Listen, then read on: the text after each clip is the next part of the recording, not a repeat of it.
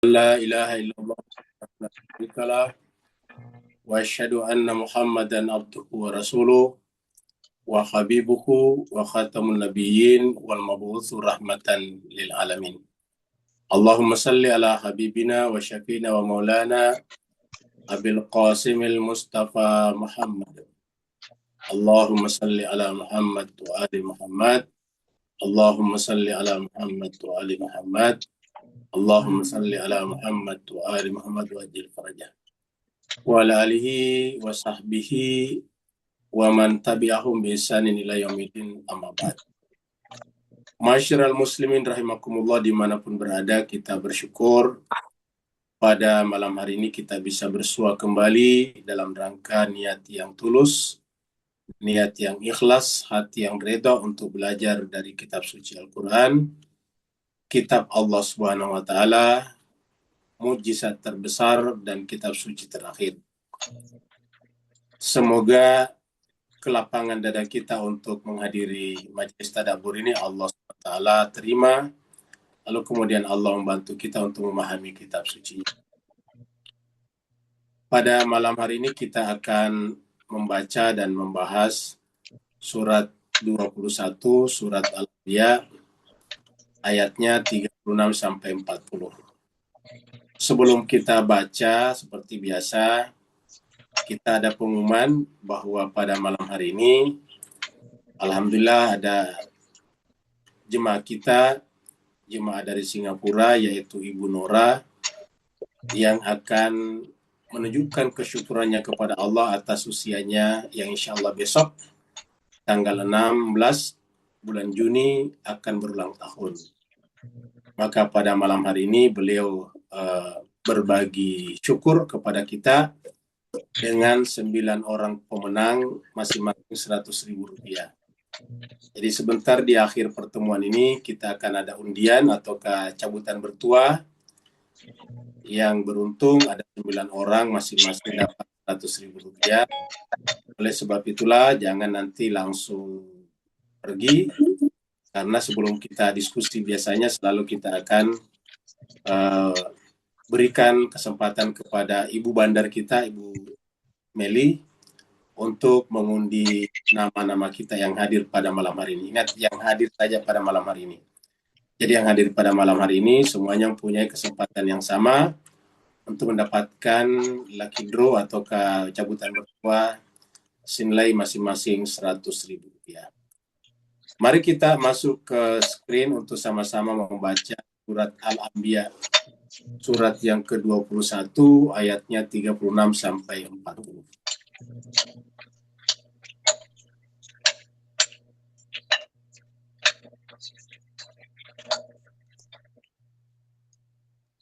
Dan jemaah sekalian, kita mendapatkan informasi juga bahwa Ustaz kita dari Singapura yang biasa membimbing, membacakan kepada kita kitab suci Al-Quran dengan suara yang indah, agak kurang sehat, maka kita niatkan bacaan kita pada malam hari ini sebagai doa dan sekaligus penyembuh untuk beliau, sehingga kesehatannya masa-masa mendatang tetap stabil, normal, dan selalu bersama dengan kita di majelis ini.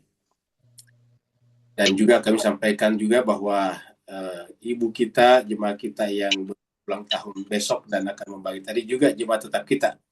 Jadi Bu Nora itu adalah jemaah tetap kita di sini, selalu hadir bersama. Mari kita sama-sama membaca surat Al-Anbiya, surat ke-21, ayat 36 sampai 40. A'udzubillahi minasyaitonirrajim. Bismillahirrahmanirrahim. Bismillahirrahmanirrahim. Wa idza ra'aka alladziina kafaru yattakhidunaka illa وإذا رأى الذين كفروا يتخذون إلا هزوا أهذا الذي يذكر آلهتكم وهم الرحمن هذا الذي يذكر آلهتكم وهم الرحمن وهم بذكر الرحمن هم كافرون وهم بذكر الرحمن هم كافرون خلق الإنسان من عجل خلق الإنسان من عجل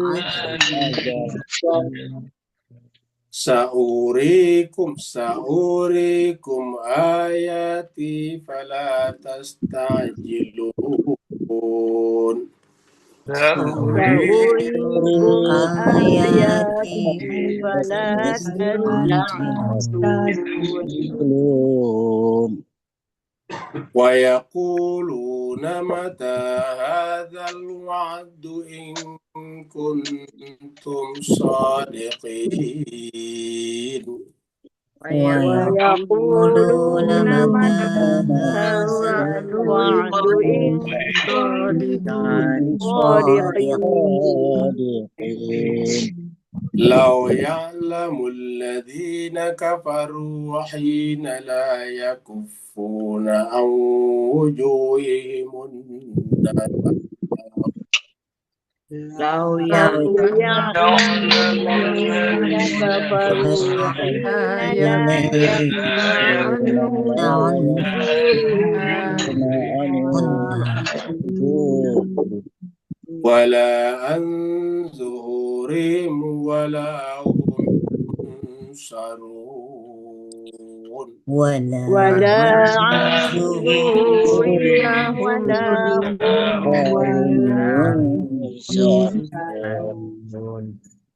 بل تأتيهم بغتة فتبهتهم فلا يستطيعون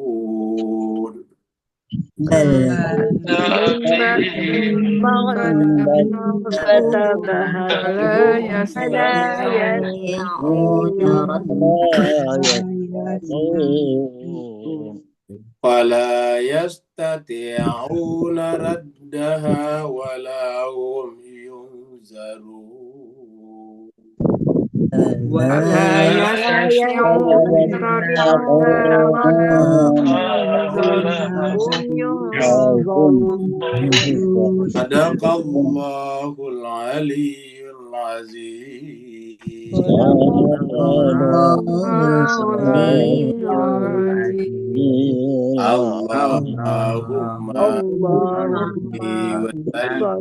وسلم وبارك على رسول الله وعلى رسول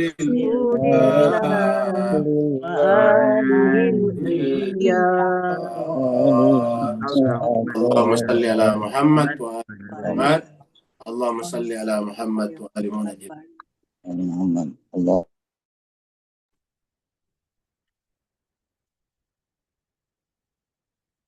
Terima kasih banyak jemaah sekalian telah bersama-sama membaca kitab suci Al-Quran. Semoga kebersamaan kita menjadi bukti persaudaraan kita nanti di sisi Allah SWT. Karena nanti di sana kita ditanya masing-masing, manakah saudaramu? Kita bisa menunjuk di antaranya adalah sahabat-sahabat kita, teman-teman kita yang selalu berkumpul di tempat ini untuk mengaji bersama-sama. Karena kalau kita meluangkan waktu untuk mengaji bersama-sama, maka itu adalah tanda persaudaraan paling tinggi. Karena persaudaraan dalam iman, dalam Islam adalah persaudaraan karena iman. Al-Quran mengatakan, innamal mu'minuna ikhwah. Jadi inilah persaudaraan yang sesungguhnya, persaudaraan lahir batin dunia akhirat. Persaudaraan yang tidak dibatasi oleh hubungan-hubungan biologis. Banyak orang bersaudara secara biologis, tetapi kemudian berpisah secara spiritual, berpisah secara rohania, berpisah secara batin, dan sangat mungkin juga nanti berpisah di yaumil akhirah.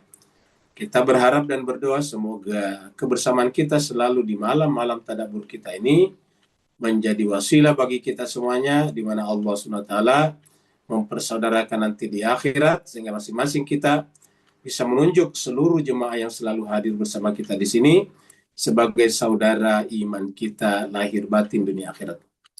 Kita teruskan surat yang ke-21 ini. Surat 21 adalah surat Al-Anbiya, Nabi-Nabi. Surat ini turun di Mekah, artinya turun sebelum Nabi berhijrah atau berpindah dari Mekah ke Madinah, Yastrib. Maka disebutlah dengan istilah tafsir dengan surat Makkiyah. Jumlah ayatnya adalah 112 ayat. Seperti biasa, kita mengulangi kembali satu ayat terakhir yang kita baca pada pertemuan terakhir, yaitu hari Jumat yang lalu, supaya kita bisa mengetahui kelanjutan daripada ayat-ayat yang kita baca pada malam hari ini. Mari kita buka ayat yang ke-35. Di ayat yang ke-35, Allah SWT menyampaikan kepada kita bahwa setiap manusia itu pasti mati. Jadi ini adalah semacam pengingat kepada kita semuanya yang terkadang lalai karena kesibukan kita di dunia ini, yang memang juga adalah kewajiban kita sebagai suami untuk mencari nafkah buat keluarga, kewajiban kita sebagai istri untuk menjaga keharmonisan dan juga menjaga marwah daripada keluarga kita, anak-anak kita, dan sebagainya. Kewajiban kita sebagai anggota masyarakat untuk saling peduli dengan lingkungan manusia dan lingkungan hidup kita. Bahkan juga kewajiban kita masing-masing sebagai warga negara di negara kita masing-masing untuk menjaga kebersihan, keteraturan, dan juga kedamaian dan keharmonisan dalam kehidupan berbangsa dan bernegara. Itu kewajiban kita, tetapi terkadang kita lupa bahwa di balik semuanya itu kita semakin bertambah umurnya dan pasti akan mati. Malam ini sebagian daripada umat Islam sudah memperingati masuknya tahun baru Hijriah, yaitu sebagian malam ini menganggap tanggal 1 Muharram dengan nama ataukah bilangan baru, yaitu 1448 Hijriah. Jadi kalau tadi sebelum maghrib masih 1447, malam ini sudah 1448. Ada juga yang memasukinya besok atau esok malam, yaitu hari Selasa malam, masuk tanggal 1 Muharram, tanggal 1 Muharram 1448 Hijriah.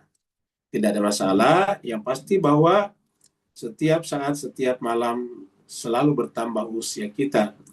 Dan usia ini atau waktu ini bagaikan kereta api, akan membawa kita semua manusia. Jadi semua manusia berada di atas kereta api tersebut, lalu kemudian membawanya kepada stasiun-stasiunnya masing-masing. Stasiun-stasiun itu sama namanya stasiun kematian. Cuma ada stasiunnya di stasiun yang ke-18, maksudnya 18 tahun sudah meninggal. Ada berhentinya di stasiun yang ke-20, 20 tahun meninggal. Ada yang turun di stasiun yang ke-35, 35 tahun meninggal. Ada juga yang berhentinya atau turunnya di stasiun yang ke-87, misalnya 87 tahun meninggal. Bahkan ada yang turunnya di stasiun yang ke-100 sekian. Ada yang berusia sampai 105 tahun misalnya. Tapi kesimpulannya kita semuanya manusia dimanapun berada, apapun agama dan keyakinannya, di negara manapun tinggal, semuanya berada di atas kereta api umur tersebut. Kita semuanya akan diantarkan kepada stasiun tujuan kita, yaitu kematian yang Allah sampaikan di ayat terakhir yang kita bahas, ayat 35. Allah berfirman, A'udzubillahi minasyaitonirrajim, Bismillahirrahmanirrahim, Kullu nafsin za'iqatul mauti. Setiap yang bernama manusia atau berjiwa pasti akan merasakan mati. kullu nafsin za'iqatul maut. Jadi kematian itu dirasakan. Kata za'iqah itu dari kata zauq. Jadi kematian itu dirasakan. Artinya kita rasakan di mana pada saat itu jiwa kita yang selalu bersama dengan kita sepanjang hayat kita tiba-tiba akan berpisah dengan tubuh kita. Jadi jiwa akan berpisah dengan tubuh kita. Kenapa tiba-tiba tubuh kita tidak mampu berfungsi? Entah karena penyakit, entah karena kecelakaan, entah karena alasan apapun, tiba-tiba tubuh tidak bisa berfungsi normal lagi. Maka begitu tubuh jasmani kita tidak bisa berfungsi dengan normal, maka jiwa yang selama ini menjadi bagian tak terpisahkan dengannya pergi meninggalkannya karena jiwa tidak merasakan mati. Maksudnya jiwa tidak mati, dia hanya merasakan mati bersama dengan meninggalkan tubuh. Jadi jiwa kita akan pergi. Pergi kemana? Otomatis saja pindah ke alam berikutnya. Seperti Bapak, Ibu, Tuan, dan Puan kalau tertidur. Begitu tertidur, begitu kesadaran di sekitarnya hilang, maka otomatis biasanya kita bermimpi. Tiba-tiba kita merasa ada di alam yang lain, di suatu tempat tertentu. Nah, begitulah juga dengan kematian. Begitu kita meninggal tubuhnya, maka kemudian jiwa otomatis pindah ke alam berikutnya, namanya alam barzah, alam kuburan. Nah, inilah makanya disebut kullu nafsin za'iqatul mauti wa nabluukum bisyarri wal khairi fitnah. Nah, lalu kalau kita semuanya akan mati, untuk apa kita hidup di dunia? Kalau kita dihidupkan di dunia hanya untuk mati, itu kan namanya absurd, namanya absurditas. Maka apa? Absurditas artinya sia-sia. Buat apa kita dihidupkan di dunia kalau cuma sekedar hidup terus mati lagi? Kan sia-sia. Sudah kerja keras, kumpulkan ini dan kumpulkan itu, akhirnya mati nggak dibawa juga. Nah, makanya dikatakan dunia itu adalah tempat untuk menguji kalian menuju kepada kesempurnaan. Jadi kita lahir itu waktu awal ibaratnya cuma benih saja. Benih kelapa, benih padi, benih jagung, benih. Kita semua itu namanya benih. Nah, setelah hidup di dunia ini diuji apakah dia bisa tumbuh menjadi pohon yang sempurna atau tidak. Itu ujiannya. Nah, ujiannya adalah asyar dan al-khair. Kalau kita banyak melakukan asyar, akan mematikan jiwa kita, akan mengkerdilkan jiwa kita. Tapi kalau kita banyak melakukan perbuatan al-khair, maka akan menyempurnakan jiwa kita. Atau bahasa tanamannya tadi, akan menumbuh suburkan jiwa kita. Makanya sebab itulah asyar al-khair adalah fitnah, ujian. Wa ilaina turja'un, tapi pada akhirnya kepada kamilah kalian akan dikembalikan. Nah, inilah dia jemaah sekalian. Kepada kamilah kalian dikembalikan, dan ini yang kita selalu ucapkan setiap mendengarkan ada kematian, innalillahi wa inna ilaihi raji'un. Jadi kita semuanya akan ke sana. Tidak ada pengecualiannya. Jangankan kita, bahkan manusia-manusia pilihan dan kekasih Allah pun meninggal dunia. Nabi Musa, Allah berbicara kepadanya, tapi Nabi Musa meninggal dunia. Nabi Ibrahim, Allah menyebutnya sebagai Sayyidut Tauhid, tetapi juga meninggal dunia. Nabi Muhammad kita adalah Sayyidul Anbiya'i wal Mursalin, rahmatan lil alamin, ataukah khairul anam, khairul bariyah, tetapi meninggal dunia juga. Apalagi kita ini yang boleh dikatakan tidak ada apa-apanya di hadapan Allah Subhanahu wa ta'ala. Oleh sebab itulah kullu nafsin za'iqatul maut. Sekarang ayat baru. Ayat 36. Nah, di ayat 36 ini Allah menjelaskan ironinya manusia ini sudah tahu kalau dia akan meninggal dunia, dan kalau meninggal dunia itu meninggalkan dunia ini selama-lamanya, tidak membawa apa-apa, tanahnya yang dibeli luas ditinggalkan, rumahnya yang besar ditinggalkan, anak keturunannya yang banyak ditinggalkan, pokoknya semuanya ditinggalkan. Kita pergi ke alam barzah seorang diri saja dari anggota keluarga dan masyarakat kita. Tidak ada anak-anak kita yang ikut, tidak ada anggota masyarakat kita yang ikut, kita pergi sendiri. Nah, makanya karena kita akan pergi sendiri, Allah menginginkan kita sebelum meninggal dunia ada persiapan, ada usaha, ada tadi penyempurnaan diri, Tetapi setiap kali Allah mengutus guru rohani, guru perjalanan yang disebut dengan Nabi dan Rasul, sebagian manusia hanya menjadikannya bahan ejekan, huzwa saja, bahan ejekan. Mungkin kita tidak mengejeknya secara langsung seperti mana kita mengejek misalnya orang gila, tetapi dalam hati kita berpikir buat apa kamu gitu. Lebih baik saya mengurusi keluarga saya, pendapatan pekerjaan yang mendatangkan pendapatan bagi saya, seperti itu. Nah, sehingga kemudian apa yang terjadi? Mereka mengingkari semua nikmat-nikmat yang Allah berikan kepada kita sebagai bukti rahmannya kepada kita. Nah, karena kita mengingkarinya, ini adalah kekufuran yang nyata. Orang yang kekufurannya nyata itu adalah bagaikan orang yang sengaja menutup matanya. Sengaja menutup. Kalau mohon maaf saudara kita yang karena penyakit atau lahir sudah tidak melihat, tunanetra, itu wajar. Artinya tidak sehat. Tapi ini sengaja menutup matanya. Tentu yang dimaksud sini mata batinnya. Tapi ada unsur kesengajaan. Dianya sendiri yang menutupnya. Dengan cara apa? Dengan memperolok-olokkan Nabi dan Rasul tersebut. Padahal Nabi datang tidak punya kepentingan. Nabi datang untuk tidak minta apa-apa dari mereka. Nabi datang tidak menuntut apa-apa dari mereka. Pokoknya Nabi datang hanya mengingatkan mereka tentang kehidupan setelah kehidupan dunia ini. Tetapi sayangnya mereka memperolokkannya. Ini anggaplah ini Nabi, kemudian ini memperolokkannya. Kenapa? Ya karena tadi sudah mengunci hatinya. Lihat ini.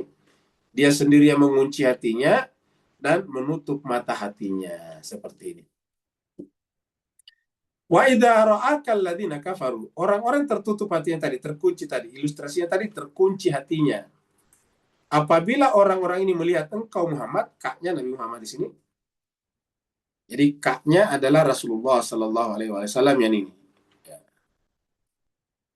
Apabila orang-orang kafaru melihat, jadi kita ini pelakunya di sini. Jadi apabila orang-orang yang tertutup atau terkunci hatinya, atau tadi ilustrasinya juga menutup matanya dengan sengaja, mata hatinya, melihat engkau Muhammad, in yattakhiduna, tidak ada sikapnya, tidak ada tindakannya, illa kecuali huzwa, menjadikan engkau sebagai bahan olok-olokan. Jadi menjadikan Nabi sebagai olok-olok saja, ini huzwa. Setiap kali mereka berjumpa dengan Nabi, setiap kali mereka mendengarkan Rasulullah datang kepada mereka, maka mereka menjadikan Nabi itu sebagai ejek-ejekan saja, olok-olokan saja. Bahkan lebih parah daripada mengolok sesamanya sendiri. Kalau bahasa sekarangnya, mereka membuli nabinya. Nabinya dibuli, dijadikan sebagai ejekan. Bahkan di Mekah pada saat itu ketika Nabi masih awal-awal menyampaikan agama, mereka sengaja menunggu Nabi datang ke Ka'bah. Karena Nabi selalu datang ke Ka'bah, tawaf, lalu kemudian salat, lalu kemudian mereka sudah siapkan perut hewan yang sudah disembelih, yang sudah dipotong. Perut kambing, perut domba atau perut onta. Setelah Muhammad bin Abdullah ada di sana, kemudian mereka mengambil perut hewan tersebut untuk dikalungkan, disimpan di atas Nabi, bayangkan. Ini kan bully yang luar biasa. Dan Nabi, karena tahu mereka ada di sana mentertawai Nabi, setelah itu mereka mentertawai Nabi. Nabi tidak bangun sampai Fatimah Zahra putrinya datang. Mengangkat mengangkat kotoran-kotoran itu. Jadi ini dikatakan di sini, wa iza ra'akal ladzina kafaru in yattakhidunaka illa huzwa. Apa kata mereka? Jadi mereka sambil bercanda, mereka menggunakan kata-kata ini. Ahada, apakah orang ini, maksudnya menunjuk kepada Nabi. Apakah orang ini, Muhammad bin Abdullah ini, alladzi, orang yang yadhkuru alihatakum, yang selalu menyebut-nyebut patung-patung kalian, sembahan-sembahan kalian, Tuhan-Tuhan yang kalian simpan di Ka'bah itu. Wahum, sementara mereka, hukumnya mereka, bidzikir Rahman, terhadap mengingat Allah Ar-Rahman. Jadi mereka yang menjadikan Nabi sebagai olok-olokan terhadap Ar-Rahman. Apa arti Ar-Rahman? Mereka tidak mensyukuri bahwa apa yang mereka dapatkan itu adalah pemberian Allah. Jadi mereka mengingkari sebetulnya Wahum bidzikrir rahman. Kenapa Allah menggunakan kata Ar-Rahman di sini? Kenapa bukan bidzikrillah? Karena Allah yang mengingatkan bahwa tubuh yang mereka gunakan, mata yang mereka gunakan, telinga yang mereka gunakan, kaki yang mereka gunakan berdiri di sana, tangan yang mereka gunakan untuk bikin patung, hakikatnya adalah milik Allah. Udara yang mereka hirup setiap hari, air yang mereka minum setiap saat, matahari yang selalu mereka menerangi mereka, rembulan di malam hari, alam semesta makrokosmos adalah merupakan milik Allah. Tapi mereka tidak ingat itu. Wahum bidzikir rahman hum, mereka menutup mata hatinya terhadap Ar-Rahman. Lupa semua yang ada pada dirinya adalah kasih sayangnya, kasih sayang Allah. Enggak ada partisipasi, tidak ada kontribusi sesedikit apapun dari patung-patung itu. Sebaliknya mereka lah yang memberikan kontribusi kepada patung. Mereka lah yang mengubah batu-batu menjadi patung dengan memahatnya. Mereka lah yang mengubah kayu-kayu menjadi patung. Lalu kemudian mereka sembah lagi. Jadi tidak ada patung itu sumbangsinya, kongsinya di dalam memberikan kenikmatan hidup kepada mereka.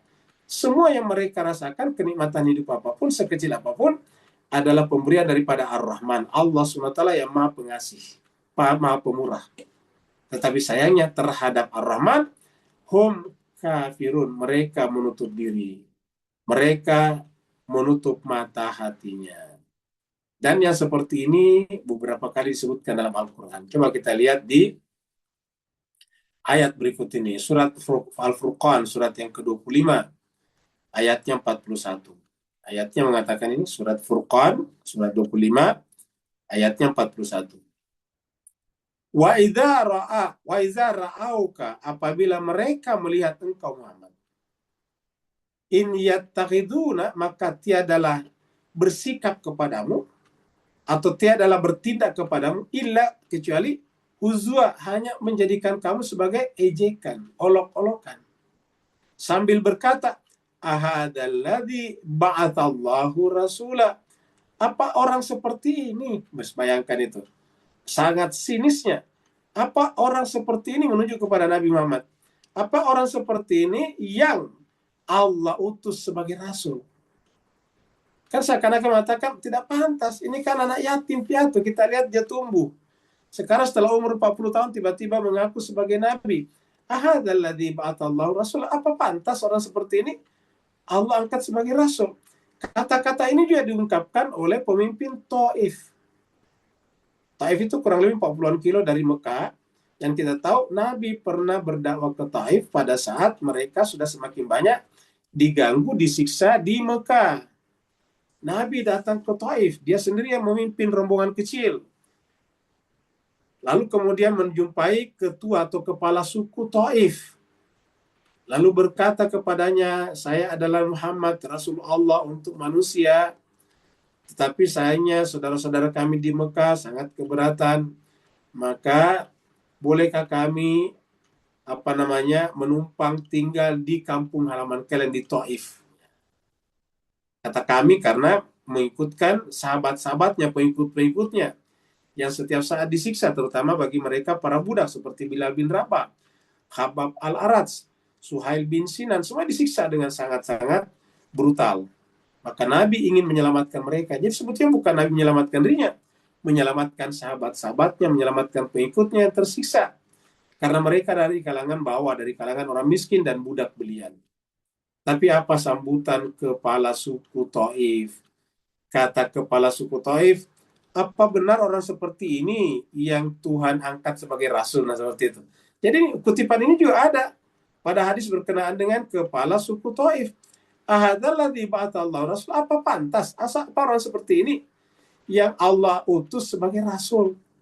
Akhirnya kemudian kepala suku Taif mengumpulkan masyarakatnya, mengumpulkan rakyatnya, lalu sama-sama menyuruh membawa kotoran-kotoran dan batu-batu untuk mengusir dan melempari Nabi Muhammad kita. Akhirnya terpaksa Nabi melarikan diri daripada gempuran mereka, kepungan mereka, dan ledekan atau keejekan mereka, sambil mereka mengejar Nabi, melempari mereka batu dan kotoran-kotoran, sehingga Nabi bajunya yang putih menjadi kumal, kotor, berdebu, badannya berdarah, bajunya berbau karena kotoran-kotoran hewan dilemparkan kepadanya. Sampai kemudian Nabi dengan rombongan kecilnya bersembunyi di balik bukit, baru kemudian ditawari supaya meminta kepada Allah agar orang Taif ini dibinasakan saja. Tapi justru Nabi yang sudah dihina, sudah dilempar, dikejar, dipermalukan seperti itu, justru berkata kepada malaikat, wahai malaikat, saya tidak diutus untuk membuat mereka binasa. Mereka melakukan itu hanya karena mereka belum tahu apa yang aku bawa kepada mereka. Doanya saya kira kita semuanya hafal. Ketika Nabi berlindung di balik bukit, dia berdoa, Allahumma hdi qaumi fa innahum la ya'lamun. Ya Allah, beri hidayah, beri petunjuklah kepada kaumku, yaitu orang Taif ini. Mereka melakukan tindakan kasar dan brutal itu kepada kami, kepada saya, wahum la ya'lamun, karena mereka belum mengetahui hakikat ajaran. Jadi berikanlah kesempatan kepada mereka untuk suatu saat mengerti, memahami, ma'rifat kepadamu dan kepada agamamu. Dan ternyata doa Nabi benar.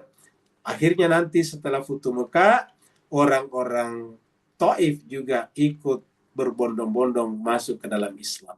Sampai sekarang namanya Taif adalah wilayah Islam. Nah inilah. Tapi intinya terjadi seperti ini. Ini adalah diabadikan di surat Furqan. Jadi makanya tugas Nabi itu berat. Makanya kita ini bersyukur. Karena kan kita Islam bisa sampai ke kita ini karena perjuangan Nabi. Pengorbanannya. Kalau bukan karena pengorbanan Nabi, kita tidak akan mengenal Allah yang tunggal.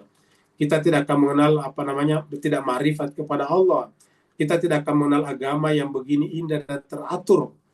Ya, kita mungkin akan seperti sebagian pada agama-agama Arabi lainnya. Maka dengan agama Tauhid ini, kita sangat bersyukur dan berterima kasih, syukur kepada Allah dan berterima kasih kepada Nabi dan orang-orang awal masuk Islam, namanya As-Sabiqun Al-Awwalun. Sekarang ayat berikutnya, ayat 37.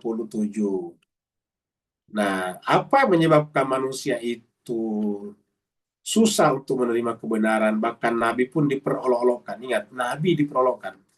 Kita sekarang ini mendengarkan saja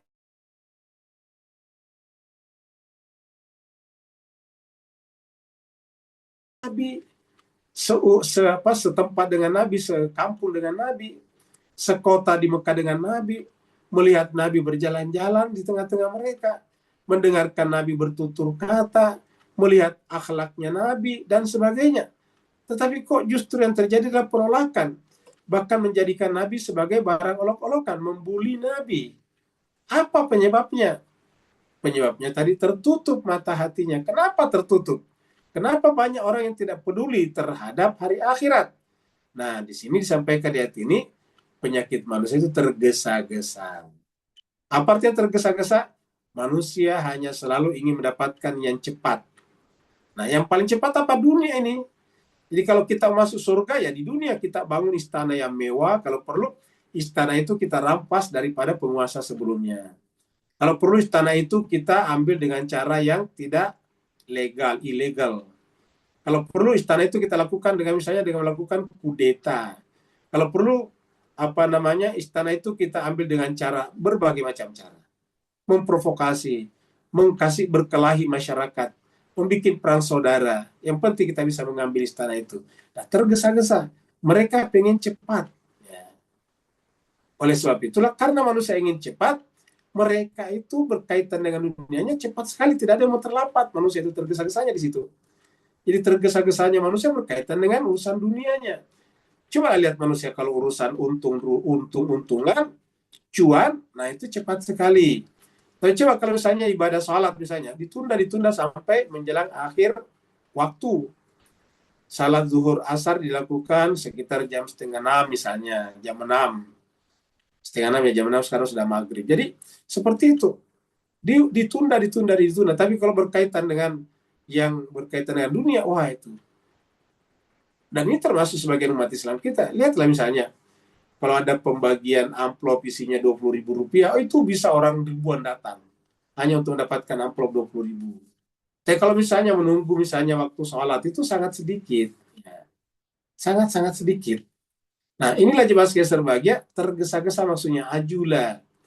Nah, inilah yang menyebabkan manusia banyak yang kemudian meninggalkan kebenaran, bahkan menjadikan Nabi sebagai sebagai barang olok-olokan saja, ya.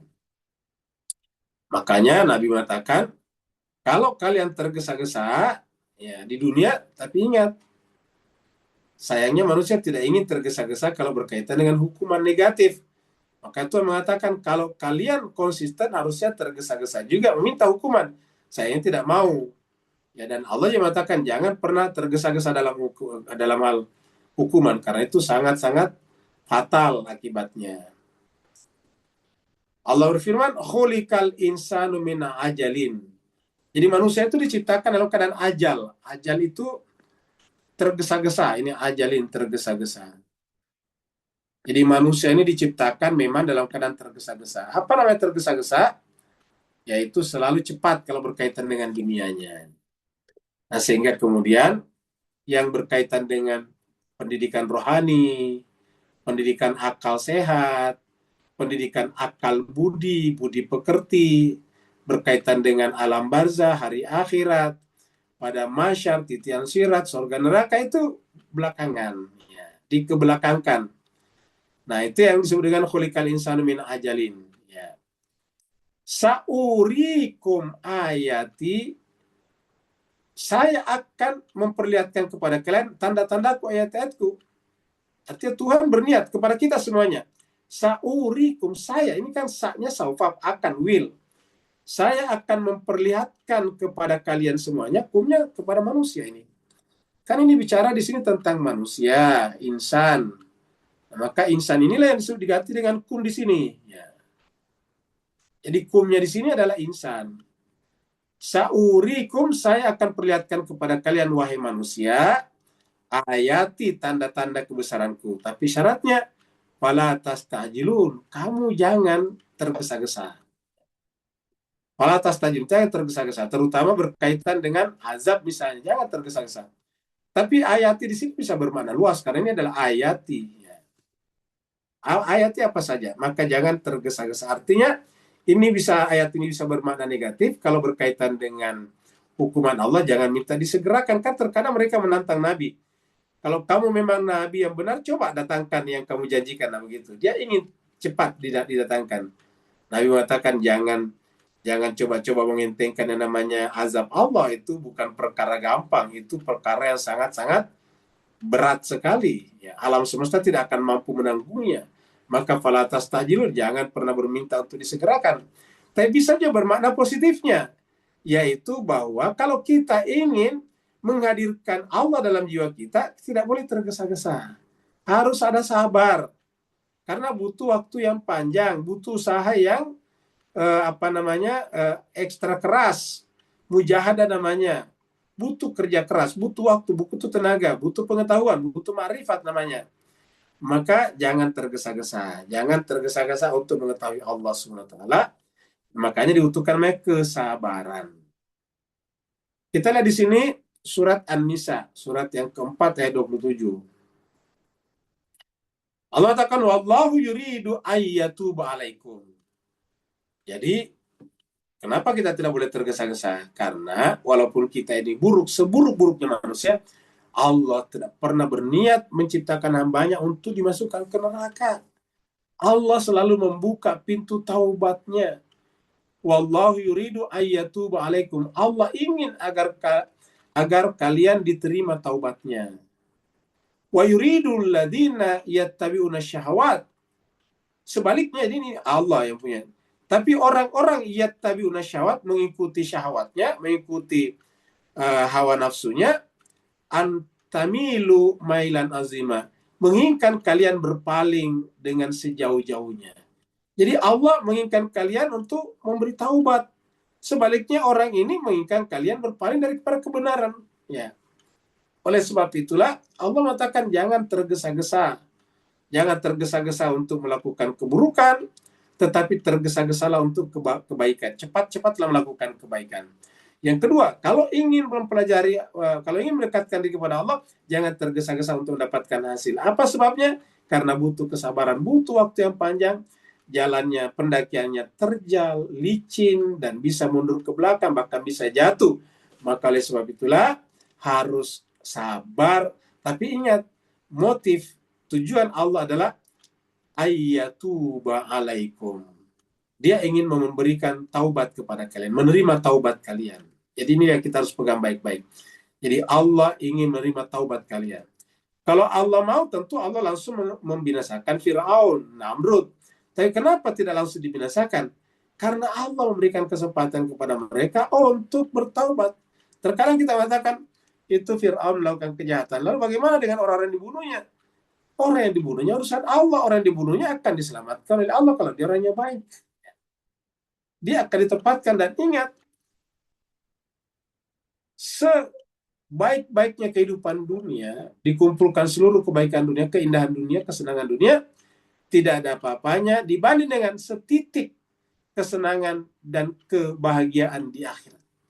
Jadi dengan demikian, kalau ada orang dibunuh oleh Fir'aun dan otomatis pindah ke sana, itu urusan Allah. Dan kalau Allah berikan kepadanya kenikmatan, itu tidak akan mau kembali lagi kepada dunia. Itu bisa kita baca di dalam surat Yasin, di mana orang yang dibunuh oleh masyarakatnya karena dia menjadi pendukung Rasul, maka dia mengatakan, ya wailah, alangkah senangnya seandainya umatku di belakang tahu keadaan saya di sini. Ya. Seandainya mereka tahu keadaan saya di sini, pasti mereka akan ikut bersama saya. Coba.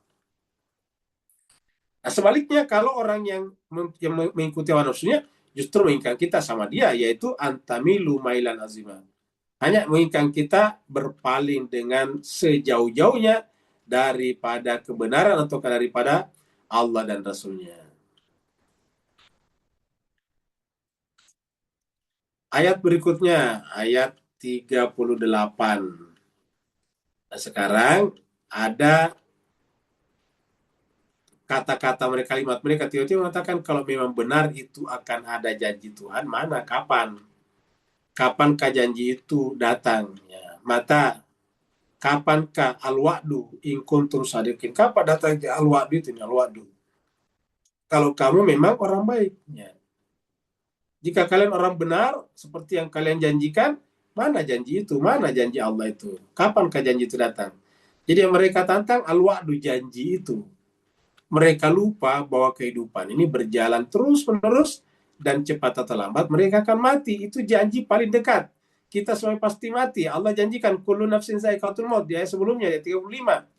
Dan siapapun, termasuk yang menentang Nabi, termasuk yang membuli Nabi, pasti akan menemukan janji kematian itu. Kullu nafsin za'iqatul maut. Setiap yang bernyawa pasti merasakan mati. Tapi sayangnya mereka pengen melihat itu langsung. Wa yaquluna, dan mereka berkata, mata hadzal wa'du in kuntum shadiqin. Jadi mereka berkata, mata kapan hadzal wa'du, janji ini, in kuntum, kalau kalian, kuntumnya di sini adalah Nabi dan sahabat-sahabatnya atau para nabi. Kuntum di sini adalah para penganjur kebenaran, para penganjur agama Muhammadi, para penganjur warasatul anbiya, ya, para warasatul anbiya yang menjadi penerus daripada tugas-tugas kenabian. Jadi mata hadzal wa'du in kuntum shadiqin, kapan datangnya janji ini kalau kalian yang benar? Kalian itu para nabi dan penerus-penerusnya kalau kalian benar.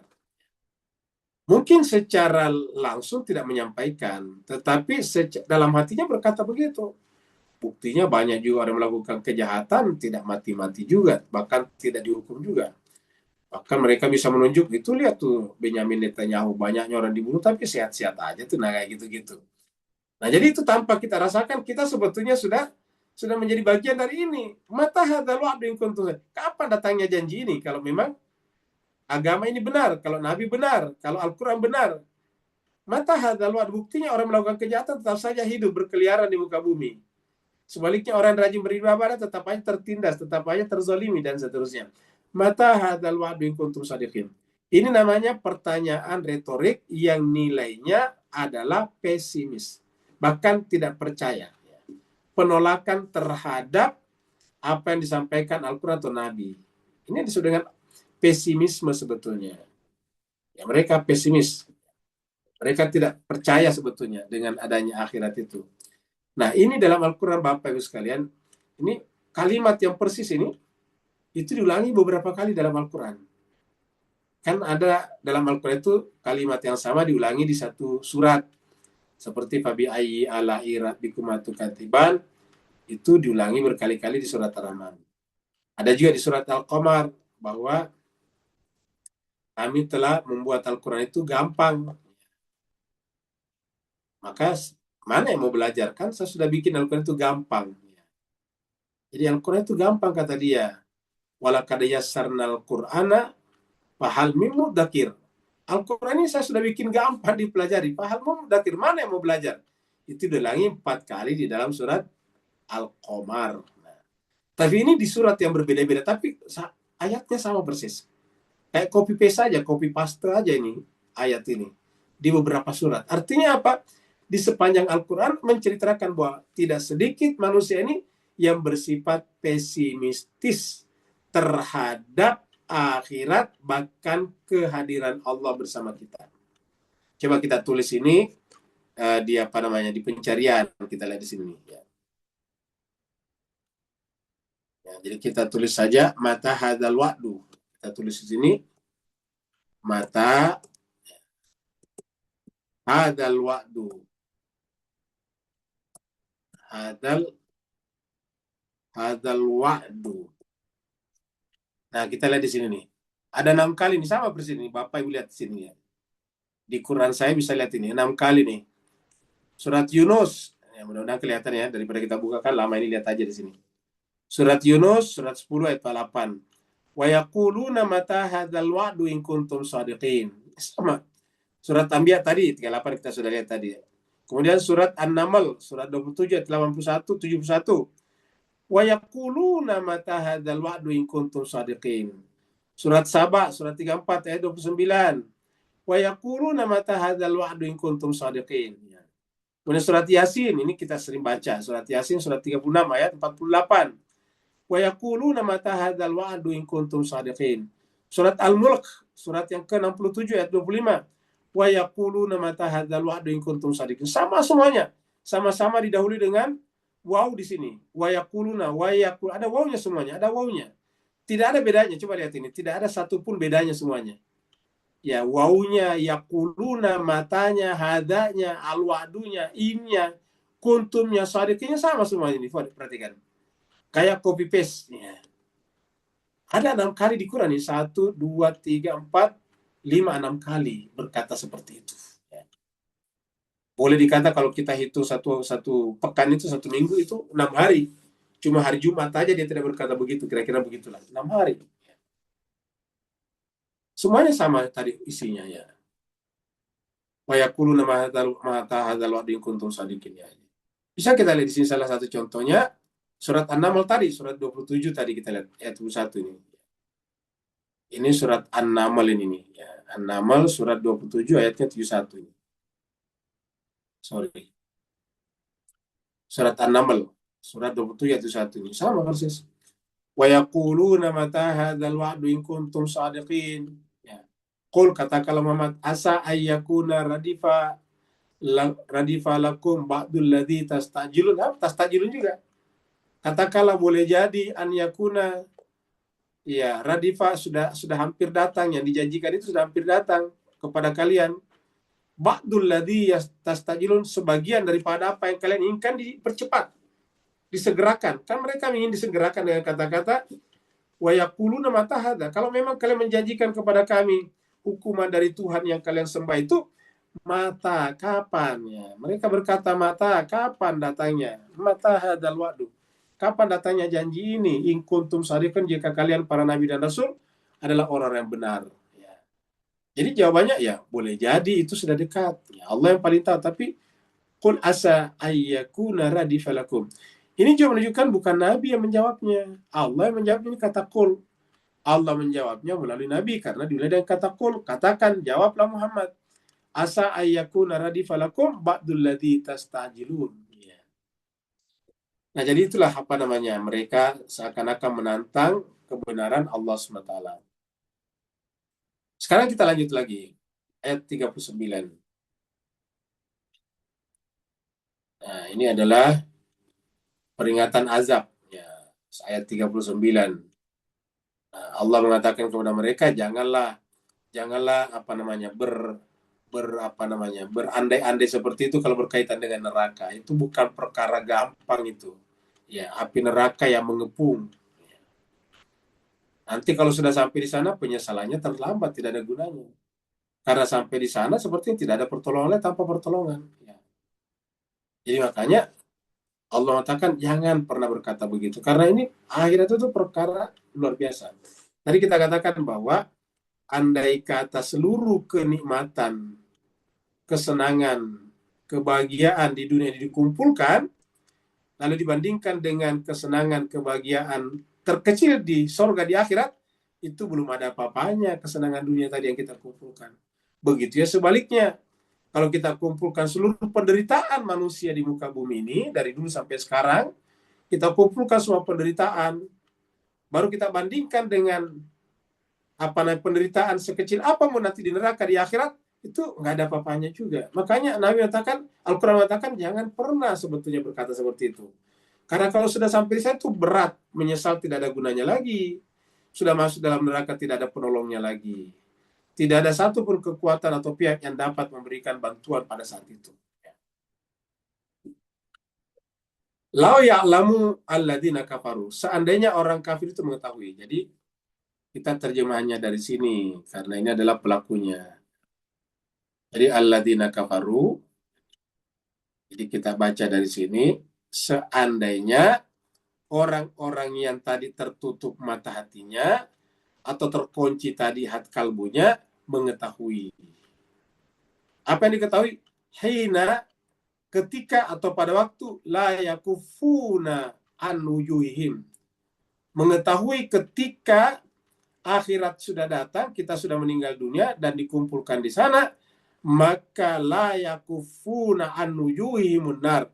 Maka wajah-wajah mereka, muka-muka mereka tidak akan bisa disembunyikan, tidak akan bisa dielakkan dari api neraka. Wala an zuhurihim.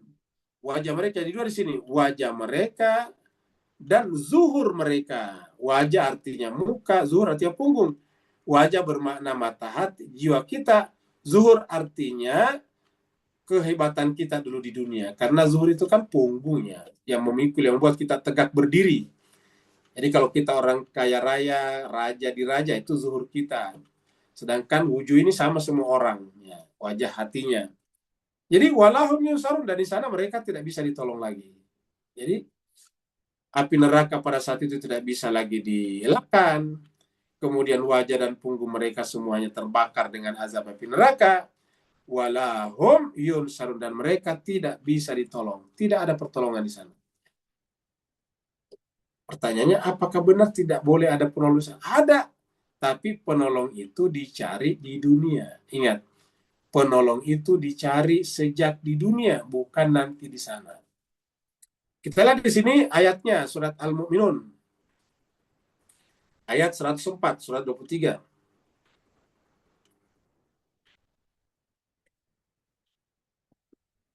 Ini surat 23, 104. Talfahu wujuhahumun nar. Jadi wajah mereka pada saat itu, ini wajahnya mereka terbakar oleh peneraka. Jadi api neraka, kita terjemahkan di sini. Api neraka membakar, jadi talfahu membakar, menghancurkan, sebetulnya menghanguskan. Jadi api neraka menghanguskan wajah-wajah mereka. Jadi di sana api neraka akan menghanguskan wajah. Kenapa wajah? Karena inilah kebanggaan kita. Kita merasa ini dan itu. Kita merasa punya ini, punya itu dari wajah kita. Wajah ini adalah egoisme, arogansi kita. Maka api neraka pada saat itu akan menghancurkan, menghanguskan wajah-wajah manusia, wajah-wajah orang sombong itu. Wajah-wajah yang masih egonya besar.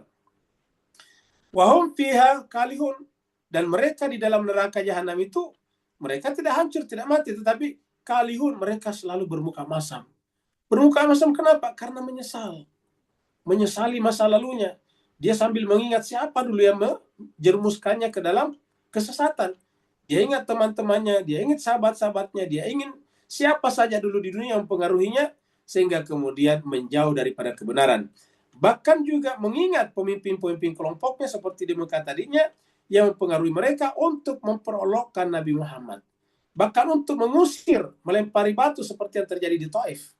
Mereka mengingat semuanya, bagaimana dia terprovokasi, bagaimana bisa terpengaruh, bagaimana bisa tiba-tiba bisa melakukan tindakan bodoh seperti itu, mengejar, melecehkan, memperolokkan manusia yang mereka tidak temukan kejahatan padanya.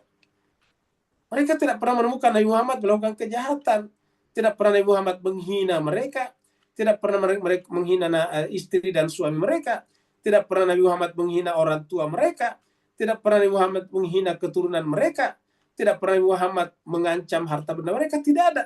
Tapi kenapa mereka melakukan itu? Mereka melakukan itu, satu bisa karena memang hawa nafsunya tadi, hubus syahwat.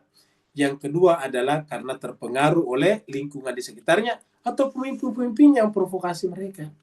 Mereka di sana tidak ada lagi yang bisa mereka lakukan kecuali bermuka masam. Ya. Bermuka masam. Ya. Tidak bisa lagi kembali ke dunia. Nah, tentu jemaah sekalian, kita berlindung kepada Allah dari kasus seperti ini. Bayangkan Pak sekalian kalau kita masuk di sini. Talfahu juahumun nar, api neraka membakar, menghanguskan wajah-wajah kita. Ya, sehingga kita pada saat itu menyesal dengan sesal-salnya, sehingga tidak ada lagi kesempatan untuk tersenyum. Tidak ada lagi kesempatan untuk menunjukkan wajah gembira. Pada saat itu yang ada adalah kalihun, bermuka masam. Saking masamnya terkadang diterjemahkan di sini cacat, sampai orang cacat wajahnya. Sebetulnya masam sekali. Masamnya dengan semasam-masamnya. Jadi kalau Bapak Ibu pernah melihat orang makan mangga mengkal dengan mangga muda yang masih sangat kecut, lihatlah itu. Kalau misalnya kita makan mangga yang agak kecut tapi sudah mengkal itu juga, tapi wajah kita cuma sedikit berubahnya.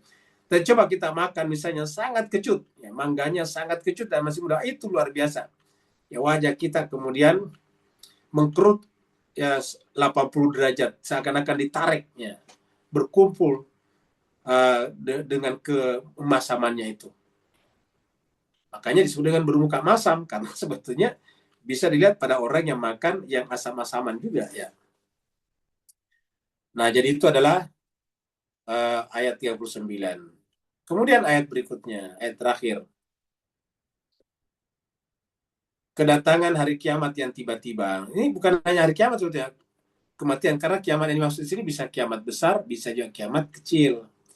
Itu semuanya baghtatan. Baghtatan itu tiba-tiba. Jadi artinya Allah mengatakan jangan bercoba-coba untuk mempercepat datangnya ancaman itu. Kenapa? Karena kematian saja itu bisa datang tiba-tiba nih. Bisa datang tiba-tiba, dan kalau dia datang mendadak didatang, panik. Lihatlah kalau tiba-tiba kita merasa tiba-tiba akan meninggal dunia. Misalnya di pesawat, tiba-tiba pesawatnya dalam keadaan darurat, panik semuanya. Ketakutan, jarang orang yang tenang. Ingat, di atas pesawat yang sedang darurat, jarang orang yang tenang. Biasanya rata-rata panik. Nah, padahal itu risikonya kan bukan neraka, cuma meninggal. Nah, bagaimana kalau risikonya meninggal masuk neraka? Nah, ini dia. Paniknya pasti luar biasa lagi. Tapi sayangnya ketetapan Allah ini tidak bisa ditolak. Bukannya tidak ditolak, tidak ada penangguhan waktu. Allah berfirman, bal ta'tihim baghtatan. Jadi ketika mereka mengatakan, ya, wa yaquluna mata hadzal wa'du in kuntum shadiqin, tadi ingat, mereka berkata, kapankah datangnya janji yang kamu janjikan ini kalau kamu benar? Apa kata Allah? Bal ta'tihim baghtatan. Bahkan janji itu bisa datang tanpa mereka sadari, yaitu baghtatan, tiba-tiba, mendadak. Bal ta'tihim baghtatan. Begitu dia datang, jadi kita artikan saja kematian di sini, ya, karena kiamat kita belum tahu, tapi kematian sudah pasti, kita sudah pasti akan merasakannya walaupun kiamat belum datang, kiamat besar. Bal ta'tihim baghtatan, tapi ini akan datang secara mendadak. Nah, begitu dia datang, fatabhatuhum, tiba-tiba mereka menjadi panik atau bingung, ya.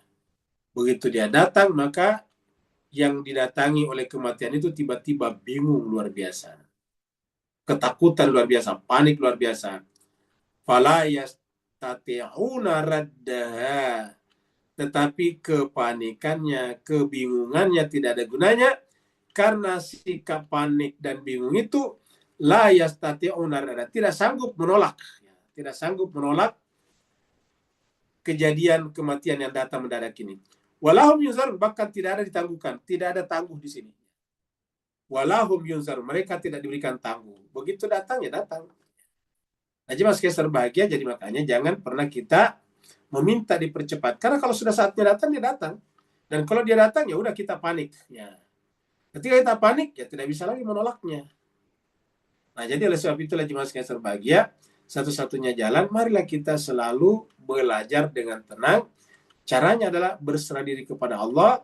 Kita ini lahir tanpa keinginan kita lahir juga tanpa permintaan kita, maka Allah lah yang 100% punya otoritas, punya prerogatif untuk menghadirkan kita di dunia. Kalau Allah 100% punya otoritas dan prerogatif untuk menciptakan kita di dunia, kenapa kita menentang prerogatif dan otoritasnya untuk mematikan kita? Ya. Ini tidak fair namanya, jemaah sekalian, kalau kita keberatan.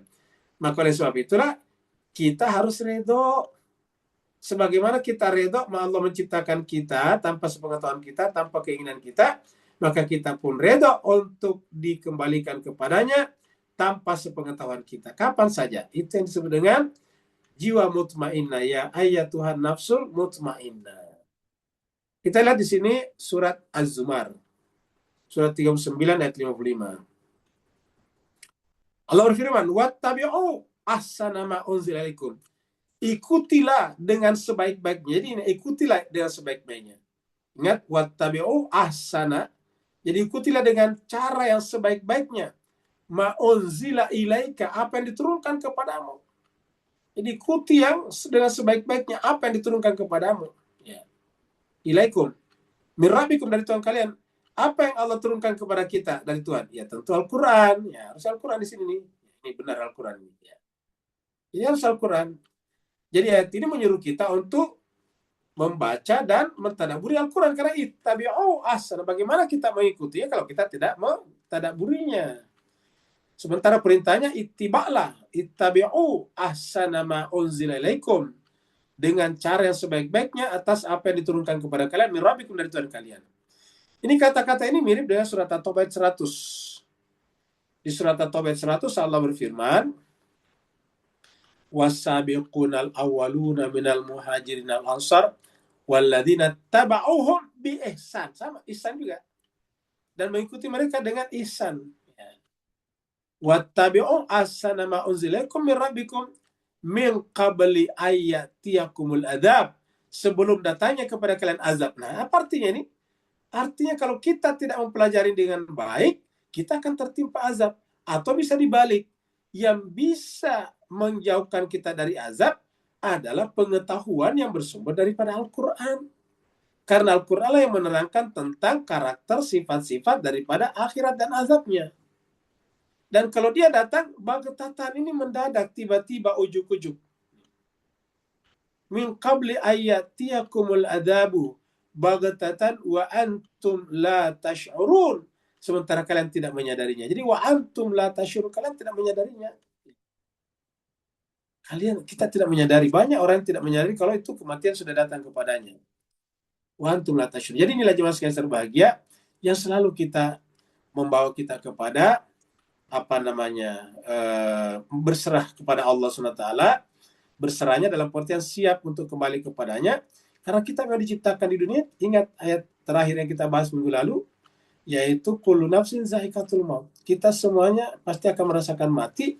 Lalu kemudian kita diuji dengan asyarri wal khair sebagai fitnah.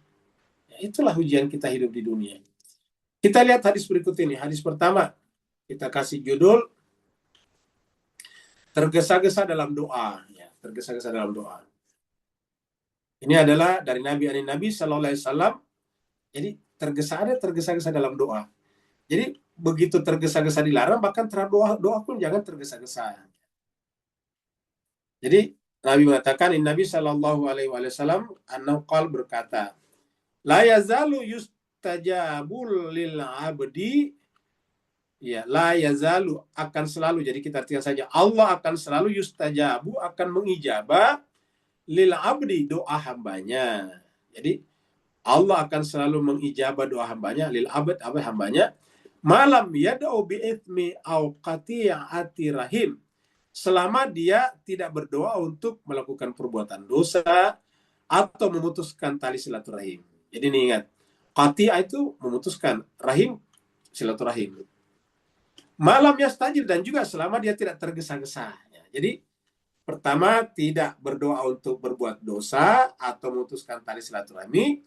Yang kedua, berdoanya tidak tergesa-gesa. Malam yastajil. Begitu Nabi mengatakan yastajil, qila, tiba-tiba ada yang bertanya dari sahabat, ya Rasulullah, wahai Rasulullah, ma al-istijalu, apa itu al-istijal? Jadi mal istijal, apa itu yang disebut dengan al-istijal, tergesa-gesa? Qala, Nabi menjawab, apa? Yaqulu, jadi Nabi menjawab, yang disebut istijal adalah orang yang berdoa itu menjawab, apa, mengatakan, qad da'autu, saya telah berdoa, sungguh saya telah berdoa. Wa qad da'autu, sungguh saya telah berdoa. Jadi diulangi 2 kali, artinya menunjukkan selalu mengeluh, saya sudah berdoa, saya sudah berdoa. Falam ara yastajibuli, tapi sampai sekarang saya kok belum diijabah doanya nih. Falam ara yastajibuli, kok belum diijabah doa saya. Fayastahsiru inda dzalik, sehingga dia berputus asa dengan keadaan seperti itu. Jadi dia berputus asa, merasa tidak dijawab doanya. Sehingga apa yang terjadi? Wa yada'ud doa, sehingga dia berhenti berdoa. Inilah dia jemaah sekalian, berhenti berdoa. Jadi dengan demikian janganlah pernah berhenti berdoa. Apa sebabnya? Alasannya 2. 1, tidak dijabahnya doa kita langsung, Allah menginginkan kita dapat pahala yang banyak. Karena berdoa itu ibadah, bahkan otaknya ibadah. Doa itu adalah mukhul ibadah. Ad-du'a'u mukhul ibadah. Doa itu adalah otaknya, intisarinya, saripatinya ibadah. Jadi oleh sebab itu kalau kita berdoa dan berdoa, kita telah mengambil saripatinya ibadah. Kalau ibadah saja pahalanya banyak, apalagi saripatinya. Saripatinya ibadah itu kita bandingkan antara minyak dengan batok kelapa. Batok kelapa memang ada harganya, tapi tidak seberapa. Tapi minyaknya mahal. Ya. Kenapa? Karena minyak kelapa itu saripatinya kelapa. Santan mahal, tapi lebih mahal lagi minyak kelapa. Kenapa? Karena minyak kelapa saripati daripada santan. Santan lebih mahal daripada batok kelapa. Karena santan adalah saripatinya kelapa. Saripatinya daging kelapa. Begitulah seterusnya. Semakin saripati, semakin mahal. Dan doa ini adalah saripatinya ibadah. Jadi kita beribadah kalau kita berdoa. Jangan selalu berdoa hanya berpikir untuk diberikan sesuatu oleh Allah. Allah telah berikan begitu banyak kepada kita. Tak terhitung. Allah mengatakan, wa in ta'uddu ni'matallahi la tuhsuha. Kalau kalian mencoba menghitung-hitung nikmat Allah, kalian tidak akan sanggup menghitungnya. Kenapa? Hanya karena minta sesuatu yang kecil, minta pulpen tidak diberikan, tiba-tiba berkeluh kesah. Ya, minta laptop baru, tiba-tiba belum diberikan, berkeluh kesah, bahkan berhenti berdoa. Ya. Minta uang, tiba-tiba berkeluh kesah dan kemudian berhenti berdoa. Hadis riwayat Muslim nomor 4918. Hadis berikutnya. Hadis yang berikutnya kita kasih judul menjaga diri dari neraka. Jadi menjaga diri dari neraka. Nah, kan tadi kita katakan neraka itu sangat-sangat fatal. Tidak ada penolong di sana dan kita tidak bisa menolak. Ini adalah dari Adi bin Hatim radhiyallahu anhu. Qal berkata.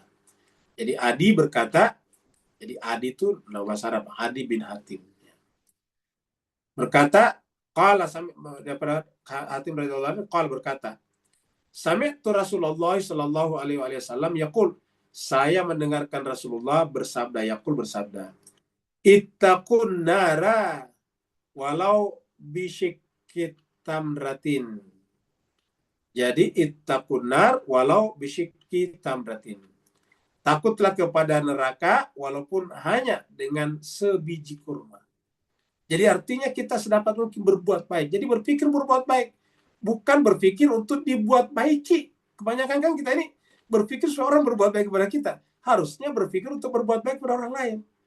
Jadi berpikir untuk berbagi, bukan berpikir untuk dibagi. Atau jangan berpikir untuk mendapat pembagian, tapi berpikir untuk memberikan pembagian kepada orang lain.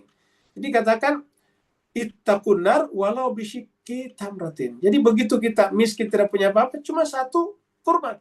Tapi satu kurma itu kita berpikir untuk berbagi kepada orang lain. Ittaqunar walau bisyikki tamratin. Imam Bukhari nomor 1328. Kemudian ini adalah rangkuman dari ayat 36 sampai 40 ini ya. Jadi ini adalah rangkumannya di sini. 3640 di sini. Nah, jadi kita ingat tadi pembicaranya tentang sifat dasar manusia, yaitu tergesa-gesa. Kulikal insanu ajula tadi. Ya. Kemudian terkadang kalau dia berdoa berputus asa. Kalau dia tiba-tiba merasa dijawab doanya, dia cerita kemana-mana, dan dia tiba-tiba bangga, ini lihatlah doa saya dijawab. Itu kan ujub namanya. Kalau doa kita merasa dijawab, diam-diam aja, itu urusan Allah. Nanti kita ujub. Ya. Nabi sendiri tidak pernah membanggakan mujizatnya. Ya, kenapa? Padahal itu kan sesuatu yang luar biasa. Nabi Musa tidak pernah menceritakan membanggakan kepada orang lain bahwa tongkatnya bisa menjadi ular. Kapan jadi ular ya? Kalau Allah datang, Musa lemparkan tongkatmu, baru dilempar, baru jadi ular. Nah, jadi itu dia. Jadi kita harus humble. Ya. Jadi jangan kita ini jemaah sekalian ya terpengaruh oleh, mohon maaf, di luar agama Islam sana. Kan saudara-saudara kita di luar sana itu, terutama bagi kelompok-kelompok motivasi, biasanya kan bikin namanya testimoni-testimoni. Nah itu kan sebenarnya menceritakan ujub itu sebetulnya. Kalau berkaitan dengan rohani kita nggak perlu. Ya. Bahkan Nabi mengatakan harusnya tangan kanan, apa yang dilakukan tangan kanan, jangan diketahui tangan kiri. Kan begitu. Ya. Supaya kita terpelihara dari sikap ujub, riya, dan takabur. Nah jadi seperti itu. Nabi mengatakan, Nabi tergesa-gesa, yaitu tadi sudah merasa berdoa berkali-kali, belum dijawab, akhirnya berhenti. Ya, realitas dari pembalasan seperti ini dia. Datang secara tiba-tiba, kita tidak bisa menolaknya. Tetapi kita bisa menolaknya di dunia. Di akhirat nggak bisa, tapi di dunia bisa. Walaupun dengan sebuji kurma. Kalau di akhirat sini udah nggak bisa lagi. Usahanya hanya di dunia sini. Itu singkat ringkasan. Nah, sekarang kita lihat judulnya, kasih judul Anatomi Ketergesa-gesaan. Membicarakan ayat 3640. Nah, kita lihat ayat pertama tadi adalah wa idza ra'aka alladziina kafaru in yattakhidunaka illa huzwa. Mereka hanya menjadikan Nabi sebagai barang ejek-ejekan ini. Dan apabila orang-orang kafir itu melihat engkau Muhammad, mereka hanya memperlakukan engkau menjadi bahan ejekan. Padahal orang yang ingkar mengingat Allah yang Maha Pengasih. Ya, padahal mereka orang yang ingkar mengingat Allah. Mereka lah sebetulnya yang ingkar mengingat Allah. Bukan Nabi, sebetulnya mereka yang ingkar. Nah, sekarang Allah katakan, tapi begitulah manusia. Khuliqal insanu min ajalin, ajula. Manusia diciptakan memang tergesa-gesa. Ya. Tergesa-gesaan itu membuat dia dhaif, lemah. Khuliqal insanu dhaifa. Lemah dalam pengertian gini. Karena ada tadi tuh khuliqal insanu dhaifa di sini nih. Ya. Khuliqal insanu dhaifa tadi, surat An-Nisa tadi nih. Ya, ini. Wa khuliqal insanu dhaifa ini. Ya. Wa khuliqal insanu. Manusia itu diciptakan lemah. Artinya apa? Lemahnya manusia itu supaya dia bergantung kepada Allah. Ya. Di antara apa lemahnya? Ya, suka tergesa-gesa, tidak sabaran. Padahal Allah mengatakan, sabarlah. Kemudian, malam yastajil, Tuhan akan berjanji. Ya, dia akan mengijabah doa tadi. Ini Muslim selamat tidak tergesa-gesa ini. Kalau dia mengatakan, saya telah berdoa dan terus berdoa, tapi merasa belum dikabulkan, akhirnya mulai putus asa, akhirnya berhenti berdoa. Begini, kalau begini nih, akhirnya berhenti. Ya, tergesa-gesa adalah pembatal terkabulnya doa.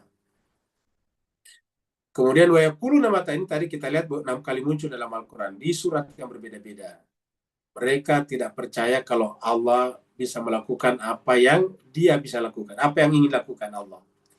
Sebuah tantangan yang lahir dari kebutaan, ingat, kebutaan terhadap waktu ilahi. Kemudian ini adalah seandainya mereka tahu nasib mereka kelak, dia tidak bisa mengelak dari neraka ini. Anggaplah ini api dari depan, dari wajah mereka dan dari belakang mereka ini. Wajah tidak mampu mengelakkan dari arah depan, punggung tidak mampu mengelakkan dari arah belakang, dan mereka tidak dapat penolong. Ini tadi ayatnya. La ya'lamul ladzina kafaru hina la yakufuna an wujuhihim nar wala an zuhurim wala hum yunsarun.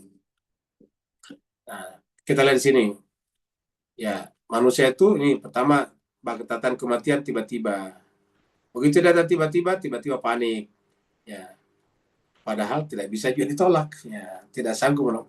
Jadi artinya percuma kita panik karena kita tidak bisa menolak juga. Tidak ada penangguhan waktu di sini. Maka Nabi mengatakan, lebih baik kamu mengambil sekarang posisi di dunia, ittaqun nara walau bisyikki tamratin. Takutlah dari azab api neraka walaupun hanya dengan satu biji kurma. Ini solusi terkecil. Jadi perintah utama, jagalah diri kalian dari neraka. Solusinya meskipun hanya dengan tindakan yang kelihatannya kecil, yaitu sebiji kurma. Jangan menunggu kekayaan atau waktu yang tepat. Keselamatan dibangun dari aksi perlindungan terkecil yang dilakukan hari ini, tanpa tergesa-gesa. Dua jalan menghadapi waktu, sifat tergesa-gesa, sifat sabar dan bersiap. Ini tergesa-gesa, kecenderungan manusia, sikapnya mengejek dan menantang janji Allah. Dalam doa mudah putus asa saat doa belum dijabah. Hasil akhir terkejut, panik, dan saat menghadapi kehancuran tak terduga. Sedangkan kalau orangnya sabar dan bersiap menghadapinya, maka sikapnya percaya pada ketetapan dan waktu Allah. Jadi tidak perlu kita takut mati. Dalam doa, konsisten memohon tanpa menuntut jadwal Tuhan. Kita ini kan suka menuntut jadwal Tuhan. Hasil akhir, membangun perisai keselamatan dengan sedekah sekecil apapun. Hadis Bukhari tadi. Ini adalah terakhir. Ingat, waktu Allah adalah ketetapan yang sempurna. Jadi waktu yang Allah tetapkan adalah ketetapan yang sempurna. Berhentilah tergesa-gesa. Teruslah berdoa tanpa putus asa. Dan bangunlah perisaimu meski hanya dengan sebelah kurma. Terima kasih banyak atas perhatiannya. Mohon maaf atas segala kekurangan. Sebelum kita diskusi pada malam hari ini, kita berikan kesempatan kepada Ibu Bandar. Jadi Bapak Ibu yang terlambat masuk tadi, kita sampaikan bahwa di akhir pertemuan ini ada jemaah kita dari Singapura, yaitu Ibu Nora, yang besok tanggal 16 Juni berulang tahun. Beliau berbagi kesyukuran atas ulang tahunnya ini dengan membagi 9 voucher ataukah hadiah cabutan bertua masing-masing Rp100.000. Semoga kita yang hadir ini termasuk yang mendapatkan. Jadi ada 9. Ada di antara kita yang hadir ini 9 orang. Semoga kita termasuk orang-orang yang beruntung. Dan kita nanti mendoakan Ibu Nora, semoga dipanjangkan usianya, diberikan kesehatan yang sempurna, dilapangkan rezekinya, dimudahkan urusannya, kemudian diberikan kedudukan yang tinggi dan dipelihara oleh Allah untuk selalu istiqamah di jalan yang benar. Mari kita Syukran Ustaz. Ya, afwan. Mari kita persilakan kepada Ibu Bandar untuk melakukan cabutan bertuah. Tafadhal Bu Bandar. Terima kasih Ustadz atas waktunya. Baik Bapak Ibu hadirin jamaah tadarus dan tadabbur Al-Quran yang dirahmati Allah. Alhamdulillah pada malam hari ini saya bertugas untuk memutarkan roda keberuntungan atau cabutan bertuah. Dan akan kami pilihkan 9 nama yang akan mendapatkan voucher sebesar Rp100.000. Dan bagi yang beruntung dipersilahkan untuk menghubungi nomor Ibu Ayu Munawwaroh di nomor WhatsApp-nya. Hadiah ini dipersembahkan dari Ibu Nora dari Singapura yang sedang berulang tahun. Baik, akan kami pilihkan. Yang pertama,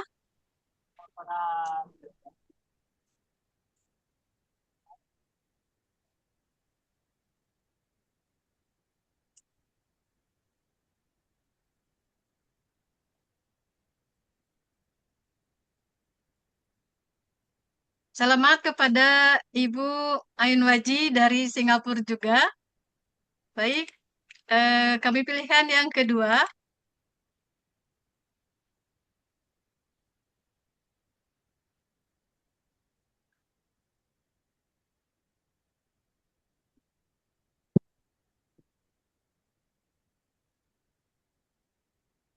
Selamat Ibu Gince Rosgini mendapatkan voucher. Kita pilihkan yang ketiga.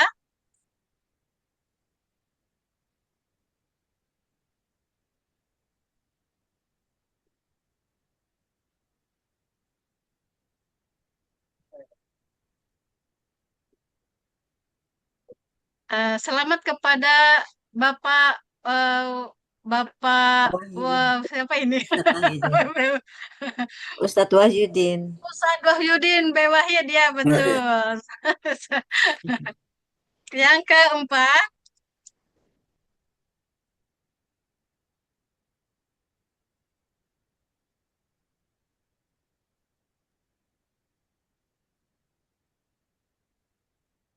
Singapura lagi. Selamat kepada Ibu Zainon dari Singapura juga. Dikira Ibu Nora. Yang Tetangga. kelima. Afwan. Yang dapatnya banyaknya jirannya ini. Iya.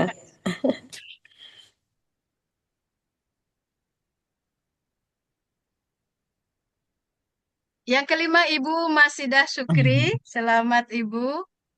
Kita pilihkan yang keenam.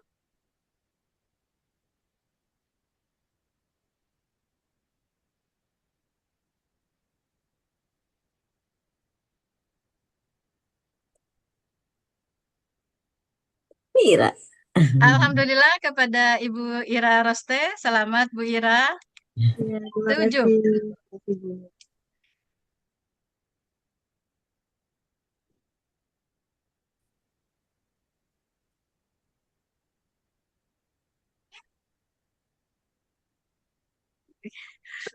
kasih. Selamat kepada Ibu Hesti. Gambarnya ombak Ya, dari ombak Sukabumi. Ombak 7. Ombak 7. Yang ke-8. Nyi Roro Kidul tuh.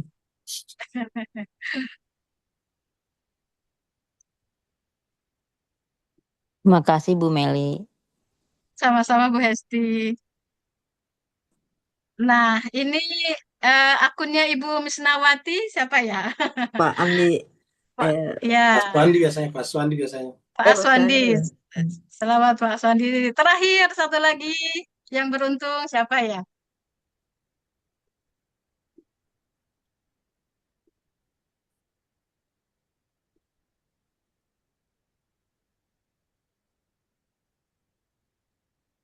Dan yang terakhir adalah Ibu Kamaria. Tetangga lagi, jiran lagi. Tetangga lagi. Demikian tugas saya sudah selesai. Saya kembalikan lagi kepada Ustadz. Silahkan Ustadz. Baik, terima kasih banyak Bu Asdos. Putarannya nggak nyampe Indonesia Pak Ustadz. Ya, jadi memang yang namanya usaha itu, hasil itu tidak pernah mengkhianati usaha. Karena memang kita ini yang di antara paling banyak hadir itu dari Singapura ya. Artinya pemenangnya dari Singapura juga. Bayangkan dari 9 pemenang, 3 dari Singapura. Ya. 1 tadi Ibu Ain Waji. Ibu Ain Waji itu adalah ibunda sebetulnya karena suaminya kita panggil ayahanda. Jadi itu adalah istri daripada ayahanda. Ya. Kemudian yang kedua tadi Bu Zainon. Yang ketiga terakhir adalah Ibu Komaria. Jadi 3 dari Singapura. 3 dari 9 itu berarti sekitar 30% lebih ya. Jadi kepada yang beruntung mendapatkan voucher, kami ucapkan selamat. Dan juga kepada Ibu Nora juga mengucapkan terima kasih banyak telah berbagi keberuntungan kepada jemaah kita pada malam hari ini. Semoga menjadi wasilah untuknya diberikan kebahagiaan lahir dan batin, dunia dan akhirat. Dan juga mewakili seluruh jemaah mengucapkan selamat kepada Ibu Nora. Memang besok, tetapi kalau dari segi Hijriah sudah masuk malam ini. Karena kan kalau tahun Hijriah itu masuknya malam, maghrib. Jadi setelah maghrib sudah masuk. Jadi sudah bisa kita mengucapkan selamat kepada Ibu Nora. Baik jemaah sekalian, kita teruskan pembahasan kita, dan kita juga tak lupa mengucapkan terima kasih tadi kepada Ibu Bandar yang telah mencatat nama demi nama dan kemudian memutarnya dalam roda keberuntungan. Kepada yang mau bertanya, kita persilakan. Waalaikumsalam. Waalaikumsalam warahmatullahi wabarakatuh. Silakan Pak Nur.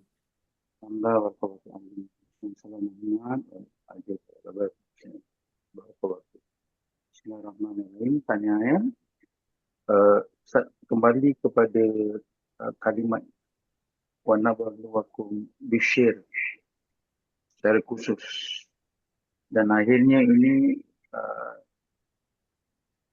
macam mengajak kita pada cantuman ayat 40 keseluruhannya, di mana apakah tidak ketika pintu kematian tadi terbuka luas, tidak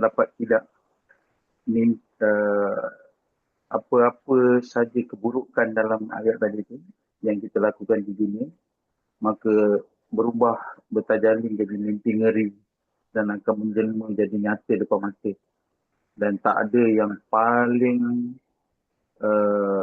mengerikan daripada tajalin kedustaan kita terhadap utusan-utusan Allah yang kita pandang remeh, yang kita tak ambil kisah selama kita hidup ini. Beri pencerahan kedua, tak apa-apa, maaf jabatan sini. Jadi saya kira benar Pak Nur tadi sampaikan bahwasanya ya pertama dulu kita lihat ayat 35, yaitu kita diuji dengan asyar dan al-khair. Dan seburuk-buruknya keburukan adalah menolak utusan Allah, baik yang langsung ataupun pengganti-penggantinya. Jadi penerus-penerusnya maksudnya. Yang langsung artinya kita langsung menolak Nabi Muhammad atau menolak penerus-penerusnya. Itu adalah seburuk-buruknya keburukan. Sudah buruk, tapi seburuk-buruknya keburukan. Sejelek-jeleknya kejelekan, sejahat-jahatnya kejahatan. Apalagi sampai membunuhnya. Setiap kali kita memasuki satu Muharram atau bulan Muharram seperti sekarang, kita selalu teringat dengan peristiwa yang sangat-sangat besar. Yaitu di mana keturunan Nabi, terutama keturunan masih dekat, cucunya Nabi, yang waktu kecil dipangku-pangku, ditimang-timang, digendong-gendong, dicium-cium, tiba-tiba oleh orang yang mengaku pengikut Nabi, membantainya, membunuhnya dengan cara brutal di Karbala. Itu terjadi pada tanggal 10 Muharram.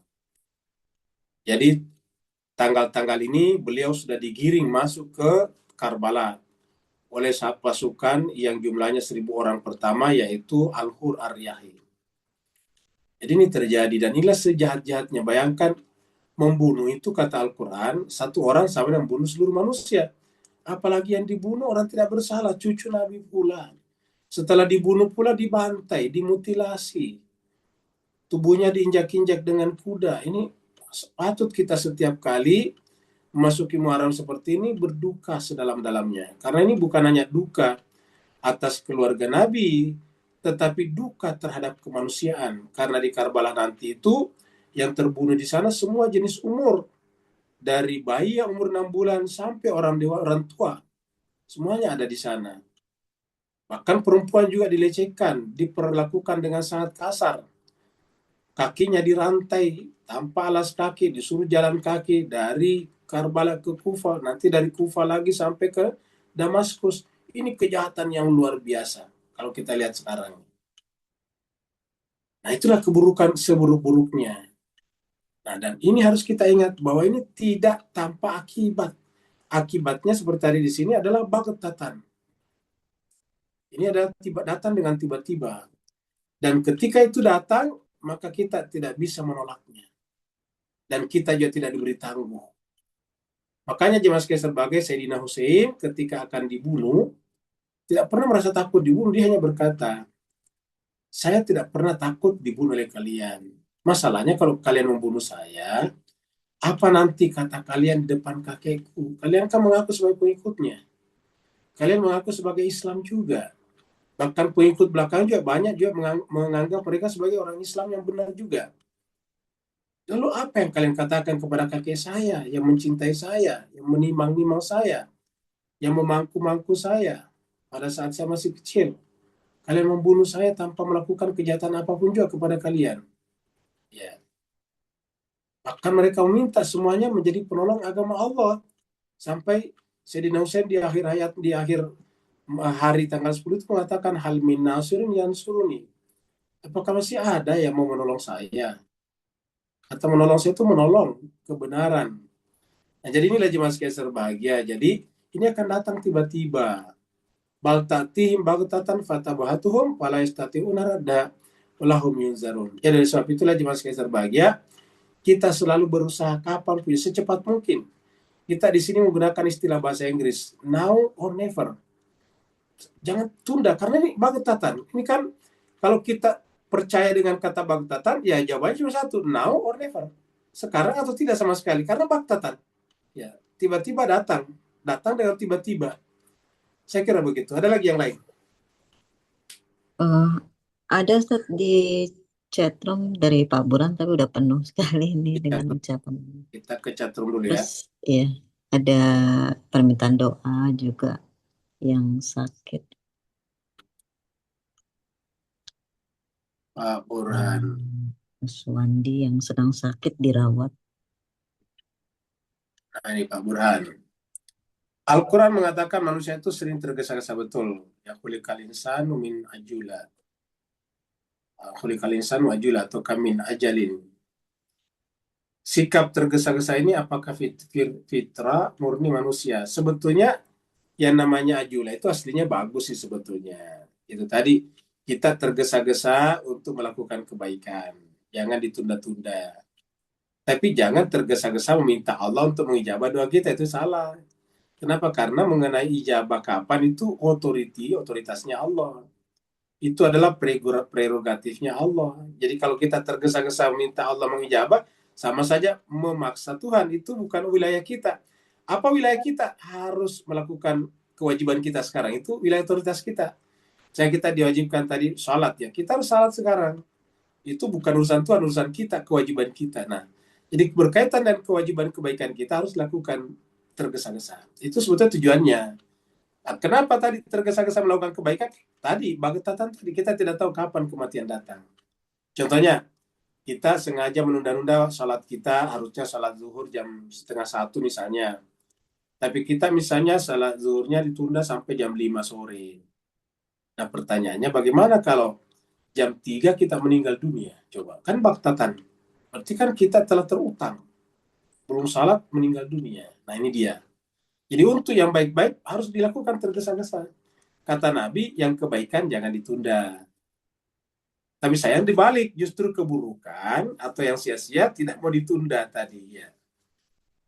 Nah, kemudian sehingga Allah mengungkapkan dalam Al-Quran bagaimana pula mengatasinya, karena sikap ini amat merugikan manusia. Itu tadi, supaya kita tidak tergesa-gesa dibutuhkan namanya pengetahuan ilahiyah, yaitu kitab suci Al-Quran. Jadi kita ulangi bahwa tergesa-gesa itu sebetulnya fitrah. Itu menggunakan kata-kata diciptakan. Kata khulika itu diciptakan kan berarti bawaan. Dari sananya, nature, natural. Ya. Tetapi sayangnya disalahgunakan. Ingat, disalahgunakan. Sama misalnya mulut kita dengan lidah kita kan sebetulnya bagus, diciptakan Allah untuk berbicara. Tapi kita sering salah gunakan untuk membicarakan aibnya orang, untuk menyerang orang secara verbal. Nah, begitu. Nah, saya kira begitu. Jadi, saya kira begitu. Sekarang ada lagi ya? Tidak ada lagi ya? Pak Ustadz. Ya, sama-sama. Ustadz. Ya, silakan. Ana Ustadz. Syukur. Silakan. Assalamualaikum warahmatullahi wabarakatuh. Waalaikumsalam warahmatullahi wabarakatuh. Selamat Pak WBW ya. Ustaz, itulah sebenarnya saya mau katakan paling utama itu selamat ulang tahun itu. Syukran. Kayaknya saya 2 kali berturut-turut saya dapat ini. Iya betul. Tadi soal doa Ustadz ya. Ya. Ada orang seperti disampaikan Ustadz tadi, ada orang tuh putus asa gitu dalam berdoa sehingga sudah malas berdoa. Kalau kita membaca konsep Al-Quran ya Ustadz ya, dalam surah Al-Baqarah itu ya, ud'uni astajib lakum itu ya. Surat Al-Mu'min itu. Surah Al-Mu'min ya Ustadz ya. Maka berdoa kepada itu kan janji Tuhan gitu. Jadi kalau menurut saya ini Ustadz, mungkin saya keliru ya Ustadz ya. Orang yang tidak berdoa, saya nggak habis pikir, Ustaz ya. Padahal Allah sudah menyiapkan dirinya untuk menerima doanya gitu. Nah, apakah kepercayaan diri juga untuk bahwa doa kita diterima itu enggak keterlaluan juga, Ustaz? Itu pertanyaan saya, Ustaz. Saya pede banget gitu bahwa saya pasti akan diterima doa saya gitu. Apa itu enggak lebay itu? Mohon penjelasannya, Ustaz. Assalamualaikum warahmatullahi wabarakatuh. Waalaikumsalam warahmatullahi wabarakatuh. Nah, Mas sebagai kenapa banyak orang yang berputus asa dalam berdoa misalnya, ya bahkan tidak istilahnya tadi tergesa-gesa pengen doanya dijabah. Ini sebetulnya penyebabnya adalah miskonsepsi tentang doa, kesalahpahaman tentang doa. Mereka berdoa motifnya hanya untuk mendapatkan apa yang diinginkan, kan sebetulnya ego, hawa nafsu, termasuk syahwat sebetulnya tadi. Makanya tadi ada kata-kata syahwat ya. Nah, lalu kalau begitu apa? Doa itu ibadah. Jadi harus kita doa ibadah. Terlepas dijawab atau tidak, kita telah melakukan ibadah kayak sholat juga. Apakah nanti doa kita dalam sholat diterima atau tidak, lain soal. Tapi kita sudah sholat berarti menggugurkan kewajiban kita. Kita telah tunjukkan kesyukuran kita kepada Allah dengan beribadah kepadanya, yang ibadahnya adalah sholat dalam hal ini. Nah, kalau kita sudah berdoa, bukan hanya sekedar beribadah, tapi puncaknya ibadah. Mukhul ibadah kata Nabi, ad-du'au mukhul ibadah. Ini adalah otaknya, intisarinya. Jangan, jemaah sekalian berbahagia, ya kita bicara sekarang dunia modern. Kok kenapa itu bom atom sangat berbahaya? Kenapa batu tidak berbahaya? Padahal batu kan besar. Justru karena atom itu adalah intisari. Bom atom itu kan adalah intisari daripada uranium misalnya begitu. Intisarinya, makanya kan kalau kita dengarkan Iran itu disari lagi. Saripatinya tadinya menjadi 5%, menjadi 60% sekarang. Jadi disaripati terus menerus. Jadi diolah. Disaring lagi, kira-kira begitulah. Disaring lagi sehingga saripatinya berubah wujud menjadi 60%. Nanti jadi 100% sarinya saja. Nah, itu menjadi bom nuklir dan berbahaya sekali, mematikan. Nah, ini doa. Nabi mengatakan ad-du'a mukhul ibadah. Doa itu adalah otaknya, intisarinya ibadah. Minyaknya kalau tadi kelapa, minyaknya ibadah, minyaknya kelapa. Ya. Nah, sayangnya kita datang kepada Allah berdoa itu maunya kita kan begitu. Kita datang, ya Allah saya ingin begini, ingin begitu. Kita lupa bahwa berdoa itu adalah mukhul ibadah. Ini harus kita pahami dulu. Doa itu adalah mukhul ibadah. Jadi kita telah berdoa, kita telah mencapai puncak ibadah. Kita telah masuk kepada intisarinya ibadah. Kita telah masuk pada inti uraniumnya ibadah, kira-kira begitulah. Nah, sehingga kita akan mendapatkan keberkahan dengan doa itu. Nah, pertanyaannya, apakah kita tidak lebay ataukah tidak kepedean kalau kita datang bahwa doa kita pasti dijawab? Bukan lebay, bahkan memang harus keyakinan kita begini. Kenapa? Karena Allah tidak pernah khilaf dalam menjanjikan sesuatu. Innallaha la yukhlifullah mi'ad. Allah tidak pernah khilaf, tidak pernah mengingkari janjinya. Ya, Allah la yukhliful mi'ad. Innallaha la yukhliful mi'ad. Allah tidak pernah ingkar janjinya. Dan Allah sudah mengatakan tadi dalam surah Al-Ghafir ayat 60, surat 40 atau surat Al-Mu'min, ud'auni fastajib lakum. Bahkan kalau kita baca ayat ini, itu orang yang tidak berdoa disebut sombong. Mari kita buka saja dulu surat Al-Mu'min itu ayat 60 ya. Coba kita lihat di sini. Jadi Allah menuduh orang yang tidak berdoa itu sebagai sombong. Ya. Cuma itu tadi banyak orang miskonsepsi. Berdoa itu cuma pingin kesenangannya dipenuhi saja. Jadi motifnya datang berdoa supaya maunya dipenuhi Allah. Jadi motifnya adalah hawa nafsu juga. Ya. Surat 4 Al-Ghafir ya, ayat 60. Ya. Mari kita ya. Allah berfirman, wa qala rabbukum, Tuhanmu berkata, yang jadi Tuhan sendiri berfirman ini. Wa qala rabbukum, Tuhanmu berfirman, uda'uni, berdoalah kepadaku, astajib lakum. Aku pasti akan mengijabah doa kalian. Bahkan jemaah sekalian ini kata uda'uni tidak ada pengantaranya di sini. Biasanya ada atafnya di sini. Biasanya ada fa-nya di sini. Uda'uni fastajib, kan begitu, fa. Tapi tidak ada fa-nya. Kalau fa itu artinya maka. Jadi maka pun tidak ada, menunjukkan ini langsung. Uda'uni astajib lakum. Berdoalah kepada aku akan istijabah bagi kalian. Nah, baru ditambah nih, innalladzina yastakbiruna. Nah, ini dia. Jadi orang yang tidak beribadah disebut dengan yastakbiruna an ibadati. Orang yang menyombongkan diri dalam beribadah kepada saya. Nah, jadi dari ayat inilah Nabi tadi mengatakan bahwa ad-du'a'u mukhul ibadah. Ad-du'a'u mukhul ibadah. Kenapa? Karena Allah mengatakan innalladzina yastakbiruna an ibadati sayadkhuluna jahannama dakhirin, akan memasuki neraka jahanam dalam keadaan hina. Nauzubillahi min dzalik, tsumma nauzubillahi min dzalik. Artinya orang yang tidak berdoa bukan hanya sekedar sombong, tetapi akan menjadi penghuni neraka. Berdasarkan ayat ini, sayadkhuluna jahannama dakhirin. Jadi saya kira bukan kepedean, bukan kelebayan kalau kita yakin, karena ini Al-Quran bilang, dan harus kita yakini ayat ini. Allah sendiri yang bilang, wa qala rabbukum, Allah berfirman, Tuhan kalian berfirman. Saya kira begitu. Saya kira terima kasih banyak Bapak Ibu sekalian. Mohon maaf atas Ya segala- Ustadz, mohon maaf ini ada permintaan doa dari Pak Ambia untuk Pak Aswandi yang sedang dirawat di Oh rumah iya. sakit.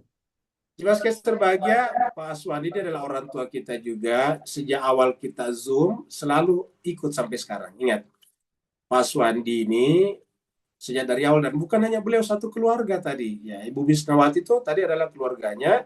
Pak Ambia jelas selalu ikut, itu putranya beliau. Ya.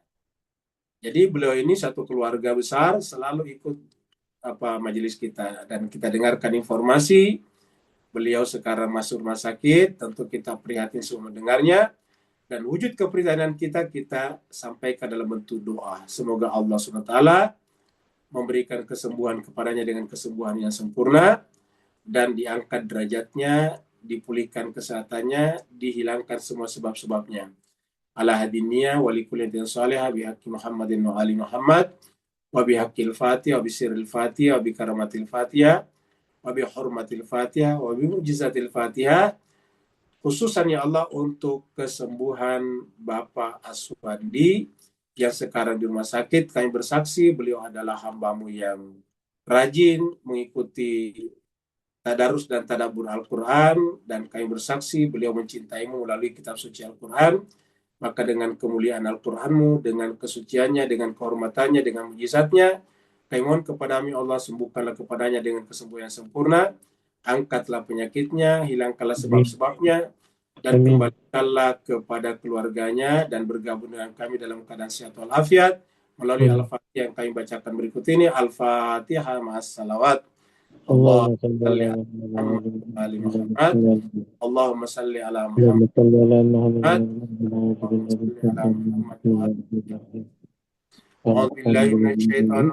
Bismillahirrahmanirrahim. Alhamdulillahi rabbil alamin arrahmanir rahim maliki yaumiddin. Iyyaka na'budu wa iyyaka nasta'in. Ihdinas siratal mustaqim. Siratal ladzina ghairil maghdubi 'alaihim waladdallin. Amin.